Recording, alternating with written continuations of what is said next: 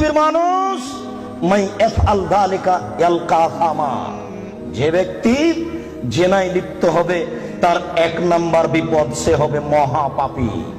2 ইজাফলাহুল আযাবু ইয়াউমাল কিয়ামা, যে ব্যক্তি জেনায় লিপ্ত হবে বিচারের তার শাস্তি দ্বিগুণ শতগুণ বেশি হয়ে যাবে। 3 ওয়ায়াখলুদ ফীহি মুহানা, সে চিরদিন জাহান্নামে থাকবে অপমান অবস্থায়। শুনুন, জেনায় লিপ্ত হলে 3টে বিপদ আছে। 1, সে হবে মহাপাপী। 2, বিচারের মাঠে তার শাস্তি দ্বিগুণ শতগুণ বেড়ে যাবে। 3, সে চিরদিন জাহান্নামে থাকবে। মহান আল্লাহ বলেন, ওয়াসানিয়াতু ওয়াসানি ফাজলিদু কুল্লা ওয়াহিদিন মিনহুমা মিআতা জালদা। পৃথিবীর মানুষ, বিবাহিত পুরুষ নারী যারা জেনায় লিপ্ত হচ্ছে তাদেরকে 100 লাঠি পিটাও। এখানে বলা হয়নি বিবাহিত না অবিবাহিত, তবে মারার সময় যেন তোমাকে মায়া মহব্বত ভাতৃত্বভাব না ধরে, একবারে যথাযথ পিটাও। সম্মানিত উপস্থিতি, আল্লাহ তাআলা এই পর্যন্ত এখানে বলেছেন। আমি আপনাকে জেনার আলোচনা করতে গিয়ে প্রথমে আলোচনা করছি জেনার বিপদ। জেনা করলে মানুষের উপরে বিপদ আসবে। 1, অল্প বয়সে মরণ হবে, মহামারী হবে, কলেরা হবে। 2, এমন রোগ হবে যে রোগ বংশে ছিল না, যে রোগ ডাক্তার চিনে না, যে রোগ বংশে ছিল না, যে রোগ ডাক্তার চিনে না। শুনুন, জেনায় লিপ্ত যদি মানুষ হয় তাহলে অল্প বয়সে মরণ হবে, কলেরা হবে, মহামারী হবে। 3টে সমান 1টা। 2, এমন রোগ হবে যেটা বংশে ছিল না, যেটা ডাক্তার চিনে না। দেখুন, আব্দুল্লাহ ইবনে উমর রাদিয়াল্লাহু তাআলা আনহু বলেন, রাসূল সাল্লাল্লাহু আলাইহি সাল্লাম বলেছেন, লাম তাজহারিল ফাহিসাতু ফি কওমিন কাত্ত ইল্লা ফাসা ফিহিম আত-তাউন ওয়াল আওজা। যদি কোন সম্প্রদায়ে জেনা ছড়িয়ে যায়, যেই সম্প্রদায়ে জেনা ছড়াবে তাদের উপরে 2টি বিপদ হবে। 1, তাউন, কলেরা, মহামারী। মহাজা, কলেরা, তা অল্প বয়সে মরণ। তা কথা কি বুঝতে পেরেছেন? 2, অল আওজাও মামাজাত ফি আসলাফিহিম, এমন রোগ হবে যেটা বংশে ছিল না, ডাক্তার চিনে না। এই কথাটা আল্লাহর নবী বলেননি, ওটা আমি বলেছি। মনে রাখবেন, জেনায় লিপ্ত হলে এমন রোগ হবে যেটা বংশে ছিল না। আমি বললাম এমন রোগ হবে যেটা ডাক্তার চিনে না, এটা জেনার ভয়। আব্দুল্লাহ ইবনে মাসউদ রাদিয়াল্লাহু তাআলা আনহু বলেন, রাসূল সাল্লাল্লাহু আলাইহি সাল্লাম বলেছেন, লাম তাজহারিল ফাহিসাতু ফি কওমিন কাত্ত ইল্লা ফাসা ফিহিল ফাকর ওয়াল মাসকানা। যখন কোন সম্প্রদায়ে জেনা প্রকাশ পাবে তখন তাদের উপরে দারিদ্রতা, নিঃস্বতা, ভিক্ষাবৃত্তি নেমে আসবে। তাকে একদিন না একদিন ভিক্ষুক হতেই হবে। কোটি টাকা ইনকাম করলে তার সংসারে সুবিধা আসবে না। বউ স্ত্রী পরকীয়া প্রেমে লিপ্ত, স্বামীও পরকীয়া প্রেমে লিপ্ত, দুইজন দুইজনকে গালি দেয়। সারাদিনে 3 কোটি টাকা ইনকাম করে আর রাত্রে এসে দুইজন মারামারি করে। বলেন এরা ভিক্ষুক কিনা? বলেন দেখি, এদের কি আছে জীবনে বলেন? একদিন টাকা শেষ হবেই। আমি অনুবাদক, 1450 বছর পূর্বে মুহাম্মদ সাল্লাল্লাহু আলাইহি ওয়াসাল্লাম বলেছেন, যেই সমাজে সুদ এবং জেনা প্রকাশ পাবে, যেই সমাজে সুদ এবং জেনা প্রকাশ পাবে, সেই সমাজের উপরে ভিক্ষাবৃত্তি নেমে আসবে। তাদের অর্থ সম্পদ ধ্বংস হবেই, তাকে একদিন না একদিন ভিক্ষুক হতে হবে। এটা জেনার প্রথম বিপদ। মুহাম্মদ সাল্লাল্লাহু আলাইহি ওয়াসাল্লাম বলেন, আমার উম্মত জেনাকে হালাল মনে করবে। মুহাম্মদ সাল্লাল্লাহু আলাইহি ওয়াসাল্লাম বলেন, আমার উম্মত জেনাকে হালাল মনে করবে। দুঃখজনক কথা, আমরা জেনাকে হালাল মনে করবে, এত বড় পাপকে। জি, আমির রাদিয়াল্লাহু তাআলা আনহু বলেন, রাসূল সাল্লাল্লাহু আলাইহি সাল্লাম বলেছেন, লা ইয়াকুনান্না ফি উম্মতি আকওয়াম ইস্তাহিলুনাল হিরা ওয়াল হারিরা ওয়াল খামরা ওয়াল মাযিব। অচিরে আমার উম্মতে এমন মানুষ আসছে যারা রেশমি কাপড়কে হালাল মনে করবে, তাদের গায়ে থাকবে সিল্ক জাতীয় জামা, তাদের বাড়িতে থাকবে মখমল জাতীয় চাদর। আমার উম্মত রেশমি কাপড়কে হালাল মনে করবে। 2, আমার উম্মত জেনাকে হালাল মনে করবে। 3, আমার উম্মত মদকে হালাল মনে করবে। 4, আমার উম্মত বাদ্যযন্ত্রকে হালাল মনে করবে। সব দোকানে টিভি, সব মোবাইলে বাদ্যযন্ত্র, কারোর কাছে এটার পাপের কাজ নয়। কেউ ভাবে না এটা পাপের কাজ। মুআয ইবনে জাবাল রাদিয়াল্লাহু তাআলা আনহু বলেন, রাসূল সাল্লাল্লাহু আলাইহি সাল্লাম বলেছেন, নেতৃত্ব শুরু হয়েছে নবী দিয়ে, দয়া দিয়ে, তারপরে নেতৃত্ব হবে খলিফা দিয়ে, দয়া দিয়ে, তারপরে নেতৃত্ব হবে জোর যার মুল্লুক তার, তারপর নেতৃত্ব হবে নেতা, হবেই হবে, সে যে কোনো মূল্যে তাকে হওয়াই লাগবে, যে কোনো মূল্যে। এই শ্রেণীর মানুষদের 5টা পাপের কাজ আছে। এক, ইস্তাহিলুনাল হারিরা, এরা রেশমি কাপড়কে হালাল মনে করবে। 2, অল ফরুজা, এরা জেনাকে হালাল মনে করবে। এই বোকা ছেলে, তোমার নেতাকে তুমি চিনো? আর জেনার লাইন লেগে আছে, তুমি দেখো তদন্ত করে। আল্লাহ নবী বলেছেন, আমি অনুবাদক, এসব সমাজের নেতারা জেনাকে হালাল মনে করবে। 3, মদকে হালাল মনে করবে। 4, দিনামদিন এরা ধনী হয়ে যাবে, ধনী হওয়ার জন্য যে কোনো সাহায্য পাবে। আবু হুরায়রা রাদিয়াল্লাহু তাআলা আনহু বলেন, এতাহারাজুনা তাহারুজাল হিমারে, গাধা যেমন গাভীর সাথে মিলে লজ্জা বুঝে না, ষাঁড় যেমন গাভীর সাথে মিলে লজ্জা জানে না, আমার উম্মত খোলা মাঠে জেনা করবে, লজ্জা বুঝবে না। মুসলিম। গাধা যেমন গাধীর সাথে মিলে লজ্জা বুঝে না, ষাঁড় যেমন খোলা মাঠে মিলে লজ্জা জানে না, মানুষ তেমন খোলা মাঠে জেনা করবে, লজ্জা বুঝবে না। এটা আপনাকে আমি কি দিয়ে বুঝাই, আপনি নিজেই বুঝেন। এই ছেলে, রমনা পার্ক তোমার বাড়ির পাশে, তুমিও সেখানে যাও। ঢাকা বিশ্ববিদ্যালয় তোমার বাড়ির পাশে, তুমি সেখানে যাও। আর ওই কোথায় জিয়াউর রহমান সাহেব মারা গেলেন, হাড়হাড্ডি নিয়ে এসে সংসদ ভবনে পুঁতে দেওয়া হলো। শোনো, গোটা মাঠ হলো জেনার কারখানা। এই রাস্তা দিয়ে মিনিটে লক্ষ মানুষ হাঁটে। ওসি যান, দারোগা যান, চেয়ারম্যান যান, এমপি যান, মন্ত্রী যান, ডিসি যান, এডিসি যান, মিনিটে লক্ষ মানুষ যায়। দেখো তুমি এই রাস্তার উপরে যুবক যুবতীকে চেপে ধরে আছে, যুবক যুবতীর উরু রানের উপরে মাথা দিয়ে ঘুমিয়ে আছে। কেউ কিছু বলে না, বলে নাকি যায় না। কেউ কিছু বলে না, বলে নাকি যায় না, বলে নাকি অপরাধ। এই দেশে নাকি কেউ মানুষ নেই, সবাই নাকি পশু। পশু যদি না হয় তাহলে বলে না কেন? জবাব কে দেবে? কাপুরুষ। জবাব তোমাকেই দিতে হবে। কেউ কেন কিছু বলে না। আল্লাহ রাসূল বলেন, আলাইনানে তাজনিনে জিনা হুমান নাজর। এই ছেলে, 2 চোখের জিনা হচ্ছে চোখ দিয়ে দেখা। ওয়াল ওজনানে জিনা হুমাল ইস্তেমাও, 2 কানের জিনা হচ্ছে কান দিয়ে শোনা। ওয়াল ইয়াদ জিনাহাল বাতস, হাতের জিনা হচ্ছে হাত দিয়ে ধরা। আর রিজল জিনাহাল মাসি, পায়ের জিনা হচ্ছে পা দিয়ে চলা। জিনাল কালব তাতামান্না তাশতাহি, অন্তরের জিনা হচ্ছে পরিকল্পনা করা। জিনাল লিসানে নুতক, জিহ্বার জিনা হচ্ছে কথা বলা। এগুলি সব জিনা। আমি অনুবাদক, হাদিস মুসলিম। এবার তুমি বাঁচো কি করে? এই ছেলে, তোমার মোবাইলে দিন রাত পতিতালয়ের মেয়ে নাচে। শোনো, আল্লাহ রাসূল বলেন, ইনাল মারাতা ইজাস্তাতারাত, যখন কোন মহিলা সাজসজ্জা গ্রহণ করে, সাজগোজ করে। দেখো তুমি বিপদে পড়েছ, তোমার বোনও বিপদে পড়েছে। আমি অনুবাদক। তিনি বলেন, যখন কোন মহিলা সাজসজ্জা করে, সাজগোজ করে, ঠোঁটে লিপস্টিক দেয়, পাউডার মাখে, মারাবে মাজলিসিন, তারপরে পুরুষের পাশ দিয়ে হেঁটে যায়, তাই কেদা কেদা জানিয়ে ও ব্যভিচারণী, ও ব্যভিচারণী, ও ব্যভিচারণী। আমি অনুবাদক। 1450 বছর পূর্বে মুহাম্মদ সাল্লাল্লাহু আলাইহি ওয়াসাল্লাম কথা বলেছেন। আমি অনুবাদক, আমার কিছু করার নেই। সম্মানিত উপস্থিতি, রাসূল সাল্লাল্লাহু আলাইহি ওয়াসাল্লাম বলেন, ইন্না মিম্মা তাখাওয়াফা আলা উম্মতি, আমার উম্মতের উপরে আমি সবচেয়ে যেটা বেশি ভয় করি, পৃথিবীর মানুষ, আমি বলে গেলাম মুহাম্মদ সাল্লাল্লাহু আলাইহি ওয়াসাল্লাম, আমার উম্মতের উপরে আমি সবচেয়ে যেটা বেশি ভয় করি, 1 নম্বর ভয় হচ্ছে আমার উম্মত জেনায় লিপ্ত হবে, এইটা আমার ভয়। 2, শাহওয়াতুল খাফিয়া, আমার উম্মত গোপন পাপে লিপ্ত হবে, এইটা আমার ভয়।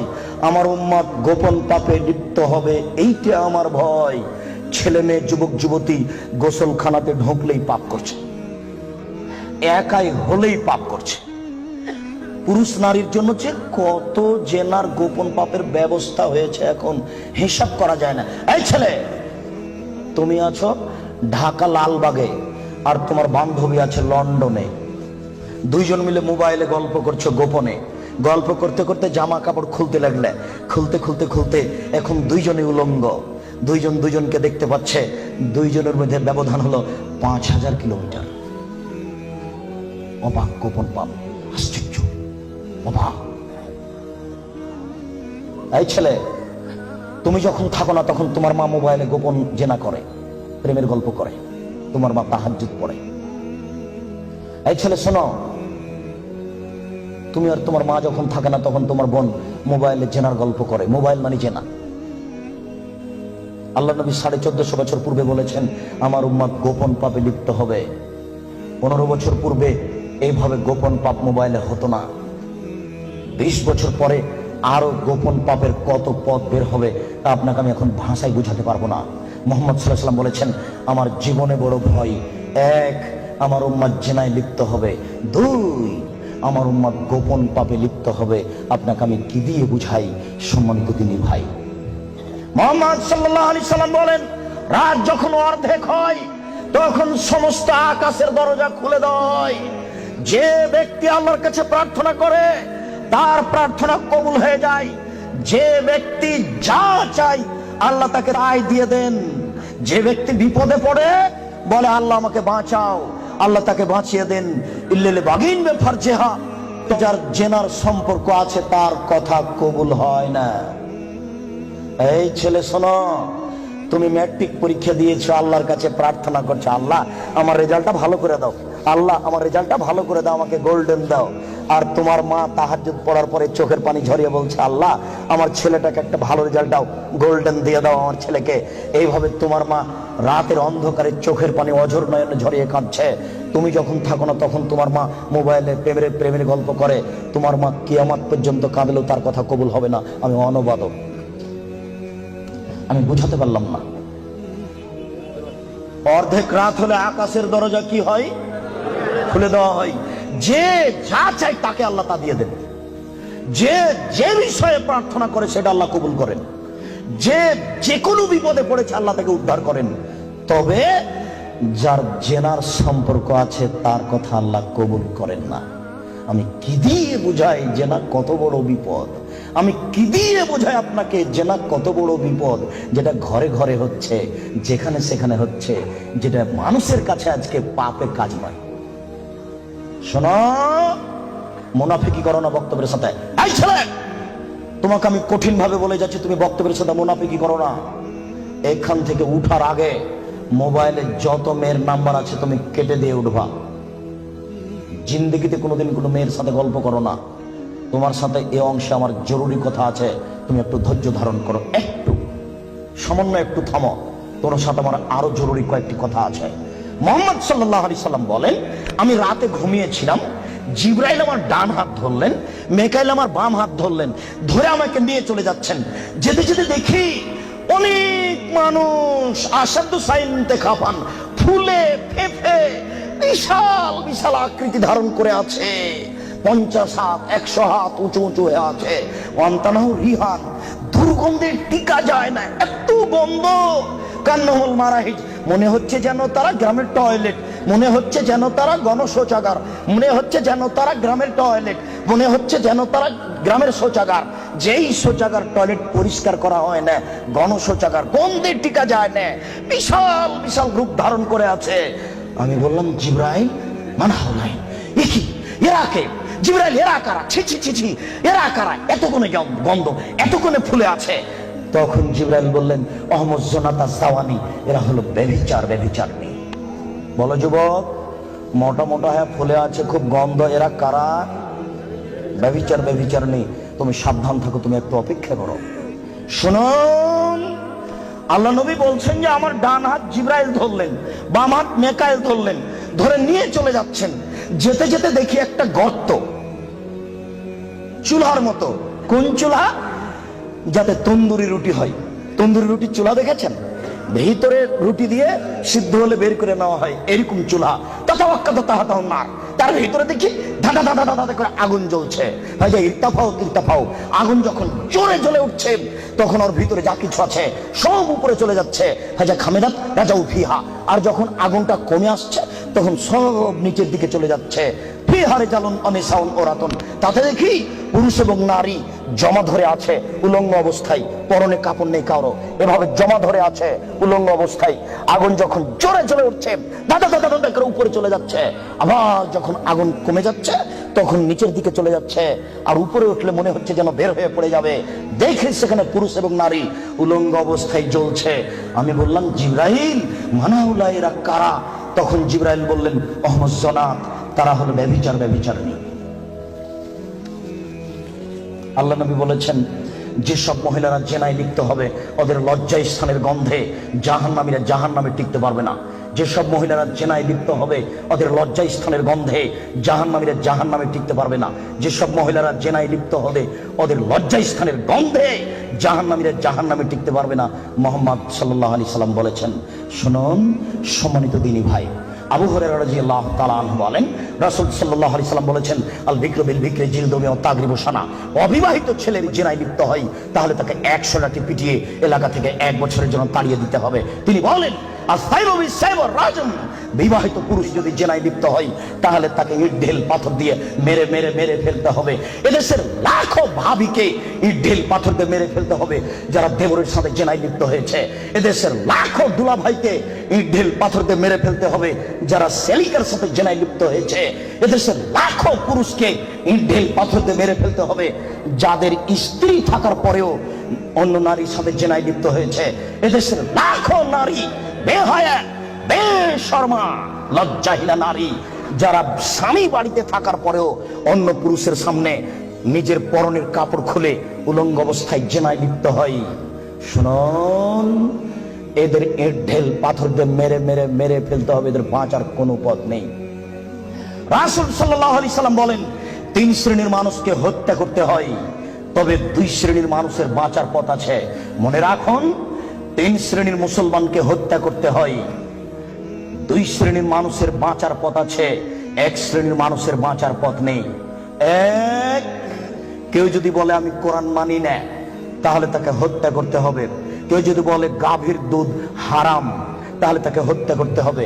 কেউ যদি বলে মদ হালাল তাহলে তাকে হত্যা করতে হবে।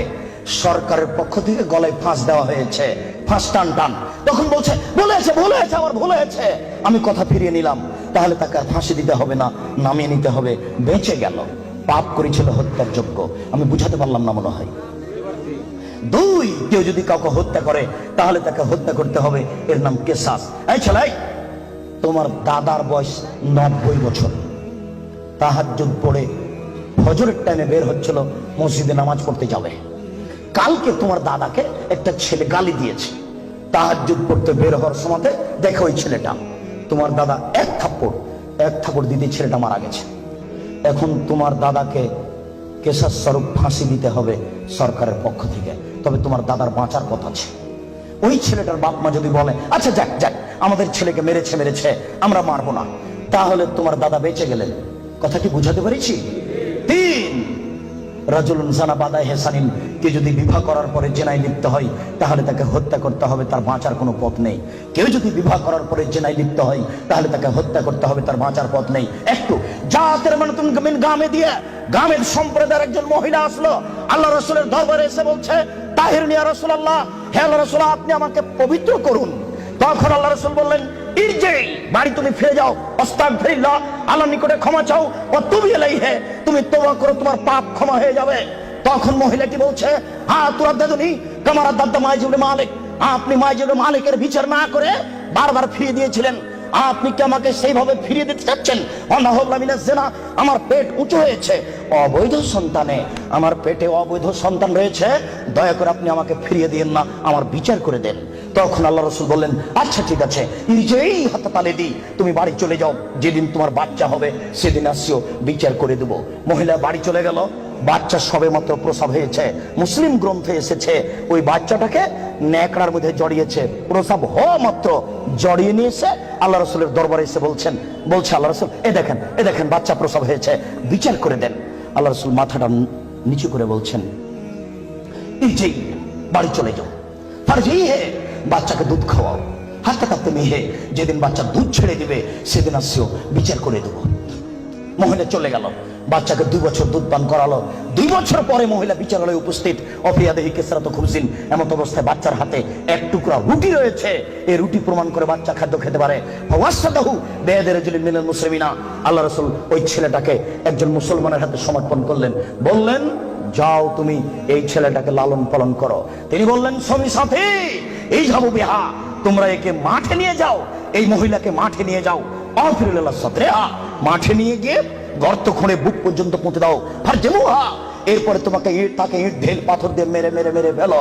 সাহাবীগণ বলেন আমরা তাকে মাঠে নিয়ে গেলাম, মাঠে নিয়ে গিয়ে গর্ত খুঁড়ে বুক পর্যন্ত মাটিতে পুঁতে দিলাম, এরপরে চতুর্দিক থেকে ইট ঢেল পাথর মারতে লাগলাম।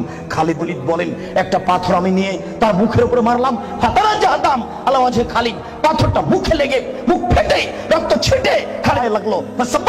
খালিদ গালি দিয়ে বসলেন, ছি ছি, একজন জেনাকারিনী মহিলার গায়ের রক্ত আমার গায়ে লাগলো, এরকম কিছু হবে? আল্লাহ রাসূল বললেন মারে রে খালিদ, খালিদ তুমি গালি দিও না, লাগা তাওবা তাওবাতা লাউ তাওয়া সায়মাকসিন লা গফিরা লাহু।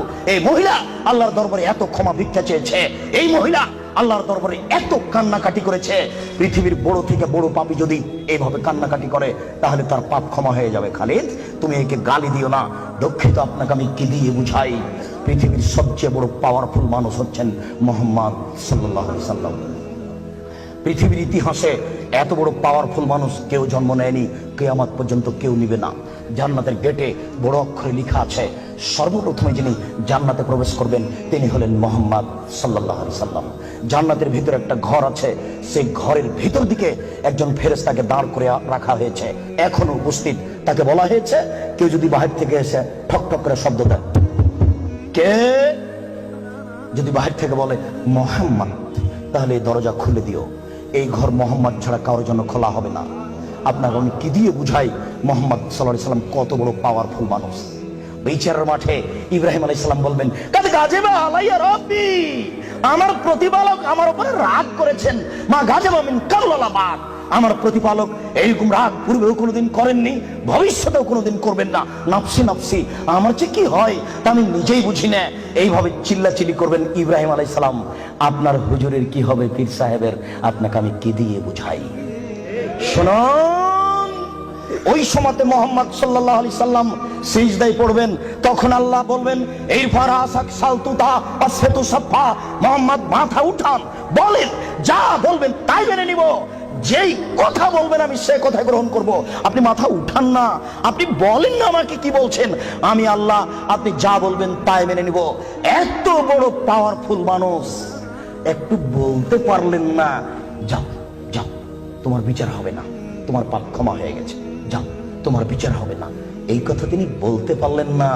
এত বড় পাওয়ারফুল মানুষ, তিনি খালি বললেন খালিদ তুমি একে গালি দিও না, এত তওবা করেছে, এরকম তওবা যদি বড় থেকে বড় পাপী করে তাহলে তার পাপকে ক্ষমা করা হবে খালিদ, তার মানে এর পাপ ক্ষমা হয়ে গেছে। তাই তো তিনি জানাজা করলেন, তাই তো তিনি কাফন দাফন করলেন, কিন্তু তিনি তাকে বলতে পারলেন না যাও যাও তোমার বিচার হবে না, তোমার পাপ ক্ষমা হয়ে গেছে। পৃথিবীর সবচেয়ে বড় পাওয়ারফুল মানুষ এ কথা বলতে পারলেন না, তার মানে বিবাহ করার পরে জেনায় লিপ্ত হলে তার দুনিয়াতে বেঁচে থাকার কোনো সুযোগ নেই। আমি আপনাকে কি দিয়ে বুঝাই শরীয়ত কি জিনিস? বিবাহ করার পরে জেনায় লিপ্ত হলে তার বেঁচে থাকার কোনো সুযোগ নেই। আব্দুর রাজ্জাক সাহেব কথা বুঝেছি, একটু দয়া করে কোনো পথঘাট বলেন। জি পথঘাট আছে, চিন্তা করবেন না, নিরাশার কিছু নেই। শুনুন, নিরাশার কিছু নেই। এই পাপ কার সাথে জড়িত? আল্লাহর সাথে জড়িত। আল্লাহ নবী বলেছেন কে যদি জেনে শুনে 1 টাকা সুদ খায়, 36 বার জেনা করে যত পাপ হবে 1 টাকা সুদ খেলে তার চেয়ে বেশি পাপ হবে। তিনি বলেছেন সুদের পাপের 70টি ভাগ রয়েছে, ছোট ভাগ হলো মার সাথে জেনা করলে যেমন পাপ হয়। সুদ যত বড়ই পাপ হোক না কেন, সুদের পাপ কার সাথে জড়িত? আল্লাহর সাথে জড়িত। জেনার পাপ কার সাথে জড়িত? আল্লাহর সাথে জড়িত। যুবক তুমি নিরাশা হবে না, নিরাশার কিছু নেই। শোনো, ওই যে ওই যে ওই যে ওই মোড়ে উঠে এইখানে রিক্সা থেকে নেমে রিক্সাওয়ালাকে বলছো এই রিক্সাওয়ালা কয় টাকা ভাড়া রে? 40 টাকা। হ্যাঁ বেটা 20 টাকা ভাড়া, 40 টাকা চাও, এক থাপ্পড় দিয়ে 20 টাকা দিয়ে বিদায় করে দিলে। এখন এই পাপ তওবা করে ক্ষমা হবে না, মরা পর্যন্ত কাঁদলেও হবে না। এটা খুবই জটিল। জেনার পাপের চেয়ে রিক্সাওয়ালাকে একটা থাপ্পড় মারা কত যে কঠিন, আপনাকে আমি কি দিয়ে বুঝাই? এই ছেলে, তোমার বাপ দলীয় দাপটে জমি দখল করেছে, দিন রাত যদি তোমার বাপ তাহাজ্জুদ পড়ে হবে না। শফিকুল ইসলাম জাগরণী বলেছেন লাভ হবে না কবর পাকা করে দিয়েছেন, বাপের কবর যদি স্বর্ণ দিয়ে বানান কোনো লাভ হবে না। নজরুল ইসলাম বলেছেন মসজিদের পাশে কবর দিও ভাই, মসজিদের পাশে কেন? আপনার পর কবর যদি কাবা ঘরের নিচে ঢুকিয়ে দেন, 1 পয়সা লাভ হবে না। শুনুন, রিকশাওয়ালাকে থাপ্পড় মেরেছেন, ক্ষমার প্রীতি কোনো সুযোগ নেই। রিকশাওয়ালাকে খুঁজে বের করতে হবে, খুঁজে বের করে হাত ধরে বলতে হবে, ও রিকশাওয়ালা, আমি বুঝতে পারিনি গো, তোমাকে 1 থাপ্পড় মারা আমার ভুল হয়েছে, তুমি আমাকে মাফ করো। এই কথা বলার পূর্ব পর্যন্ত পৃথিবীতে কোথাও ক্ষমা নেই। এরা মানুষের সাথে জড়িত পাপ। এই ছেলে, তুমি দিনরাত গরু জবাই করা, কসাই গোস্ত বিক্রি করো, কোটি টাকা ইনকাম করো, তাতে আসে যায় না। কোটি টাকা ইনকাম করো, তাতে আসে যায় না। প্রত্যেক দাঁড়িতে 50 করে গোস্ত কম দিয়েছ, এখন ক্ষমা নেও দেখি। কিয়ামত পর্যন্ত তওবা করলে এই পাপ ক্ষমা হবে না। জেনা যত বড়ই পাপ হোক না কেন, গোস্ত ঠকিয়ে বিক্রি করার চেয়ে ছোট, গোস্ত ঠকিয়ে বিক্রি করার চেয়ে অনেক বেশি বড় পাপ। এই ছেলে, তুমি তো শহরে প্রতারণা দিয়ে ব্যবসা করছো, এটা দাম কত? 1500। তুমি জানো যে এর দাম 300। আচ্ছা 300, তুমি 500 চাও। চলন্ত বাজার যদি এর 2000 টাকা হয় তবু জায়েজ। তুমি জেনে শুনে বললে 1500 টাকা, তার মানে তুমি প্রতারণা দিয়েছ। একদিনে যদি কোটি টাকা ইনকাম হয় তবু তোমাকে একদিন ভিক্ষুক হতেই হবে। তুমি এইভাবে ব্যবসা কোনোদিন সফলতা অর্জন করতে পারবে না। শোনো, ডবল দাম নেওয়া যায়, প্রমাণ 10 গুণ দাম নেওয়া যায় যদি চলন্ত বাজার সেটা হয়। প্রমাণ, আল্লাহ রাসূল বলেন, আনাস, এই যে 1 টাকা নাও, ছাগল কিনে নিয়ে আসো। আনাস বাজারে গিয়ে 1 টাকা দিয়ে ছাগল কিনে আরেক জায়গাতে 2 টাকায় বিক্রি করেছে। 2 টাকা দিয়ে বিক্রি করে আবার 1 টাকা দিয়ে একটা ছাগল কিনেছেন আর 1 টাকা নিয়ে চলে এসেছেন। আল্লাহ রাসূল, এনেন একটা ছাগল আর 1 টাকা। আনাস, কি ব্যাপার? তোমাকে যে আমি টাকা দিয়েছি একটা ছাগল কেনার জন্য, তো টাকাও দিচ্ছ, ছাগলও যে দিচ্ছ। আল্লাহ রাসূল, আমি বাজারে একটা ছাগল কিনে ওকে 2 টাকায় বিক্রি করেছি, তারপরে 1 টাকা দিয়ে আরেকটা ছাগল কিনেছি আর 1 টাকা ফিরে নিয়ে এসেছি। আচ্ছা আচ্ছা, বারাকাল্লাহু ফি তিজারাতিক, আল্লাহ তোমার ব্যবসাতে বরকত দান করুক। কি বুঝলেন? ডবল দামে বিক্রি করেছে। ঢাকার ওই পারে যদি 1 টাকা বড় 600 টাকা গজ হয়, আর এই পারে যদি 1200 টাকা গজ হয় তবুও জায়েজ। হোমিও ডাক্তার আমাকে বলছে, আব্দুর রাজ্জাক সাহেব, মাত্র এই বোতলে 10 টাকার ওষুধ আছে, আমি এখান থেকে 1 ফোঁটা ওষুধ দিয়ে 3000 টাকা নিই। যদি টাকা কম নিই তাহলে তার ভরসা কমে যাবে। একদিন পরে আবার এসে বলছে ওষুধ দেন। কি করি, আমিও নিরুপায়। তখন এমনি পানি দিয়েছে, কিচ্ছু না, পানি দিয়েছি, দিয়ে 500 টাকা নিয়েছি। যদি 50 টাকা নিই তাহলে সে মনে মনে বলবে আমাকে কোনো ওষুধ দিল না, আমি কি করব? তখন আমি বললাম, ব্যবসা করো, প্রতারণা দিও না। চলন্ত বাজার যদি 1500 টাকা হয় তাহলে নেও, অথবা 500 টাকা নেও, ওই সময় 200 টাকা নিও। তুমি বুঝতে পারছো এটা প্রতারণা, এমন কিছু করো না। জেনার চেয়ে এটা অনেক অনেক অনেক জটিল। সম্মানিত উপস্থিতি, এই ছেলেরা, তোমাকে আশ্বস্ত করছি, নিরাশা হয় না। তবে আমি তোমাকে বলেছি, এখান থেকে উঠার আগে মোবাইলে যেন আর কোনো মেয়ের নাম্বার না থাকে। এবার শোনো, তুমি যদি আজকে মোবাইলের সব নাম্বার কেটে দিতে পারো, আর তুমি যদি বলতে পারো আমি জিন্দেগিতে আর কোনোদিন কোনো মেয়ের সাথে কথা বলবো না, তাহলে তুমি যে কোনো বিপদ থেকে বেঁচে যাও। 3 জন লোক রাস্তায় হাঁটছিল, বৃষ্টি আসলো, পাহাড়ের গর্তে ঢুকলো, একটা বড় পাহাড়, বড় পাথর মুখের উপরে আসলো, আর তারা বের হতে পারবে না। একজন বলল, আল্লাহ, আমার বাপ মাকে ভালোবাসি, পাথরটা সরিয়ে দাও। আল্লাহ বললেন, আচ্ছা ঠিক আছে, একটু দিলাম। একজন বলল, আল্লাহ, আমি একটা লোককে কাজে নিয়েছিলাম, অর্ধেক দিন কাজ করার পরে চলে যাবে। আমি বললাম, টাকা নেও। বলছে, না, নিব না। কদিন পরে এসে বলছে, টাকা দেন। আমি বললাম, গরু ছাগল নিয়ে যাও। আমাকে বলছে, মজাক করবেন না, একদিনের টাকা দেন। আর আমি বললাম, মজাক করিনি, তুমি গরু ছাগল নিয়ে যাও না। সব নিয়ে চলে গেল। আমি যদি তোমাকে সন্তুষ্ট করার জন্য এই কাজ করে থাকি, পাথরটা সরিয়ে দাও। আল্লাহ বললেন, আচ্ছা ঠিক আছে, আমি সরিয়ে দিলাম। 3 জনের তৃতীয় জন বলছে, আল্লাহর নবী, আমার একজন চাচাতো বোন ছিল, আমি তাকে জীবন বাজি রেখে ভালোবাসতাম, আমি তার সাথে জেনা করতে চাইলাম, ফাবাত, সে নাকচ করে দিল। আমাকে বলল, তুই যদি 100টা স্বর্ণের টাকা আমাকে দিতে পারিস আমি রাজি। আমার ভেবেছিল আমি গরিব মানুষ, 100 টাকা সংগ্রহ করতে পারবো না। হাড় ভাঙা পরিশ্রম করে 100 টাকা নিয়ে উপস্থিত আমার বোনের হাতে দিলাম। আমি তার 2 পায়ের মাঝে বসলাম, আমি জেনা করব।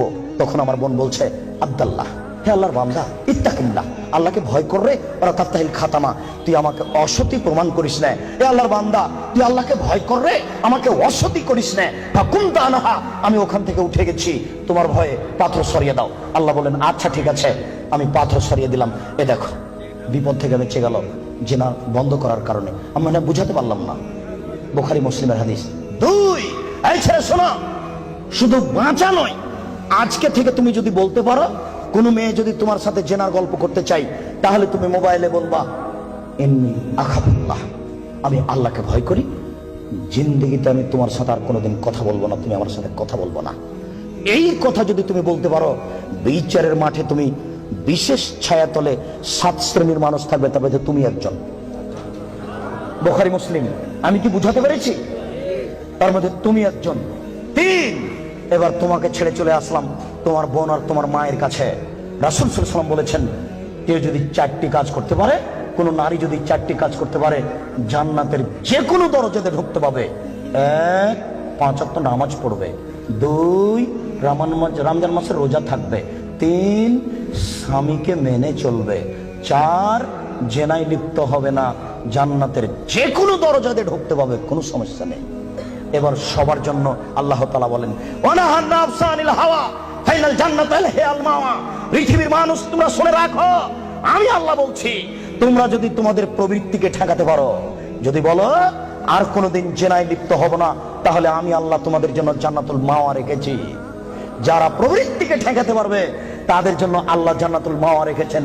সম্মানিত উপস্থিতি, জেনা যত বড়ই পাপ হোক না কেন, আজকে আপনি সেখান থেকে ফিরে আসার চেষ্টা করুন, আল্লাহ আপনাকে রক্ষা করবেন ইনশাআল্লাহ।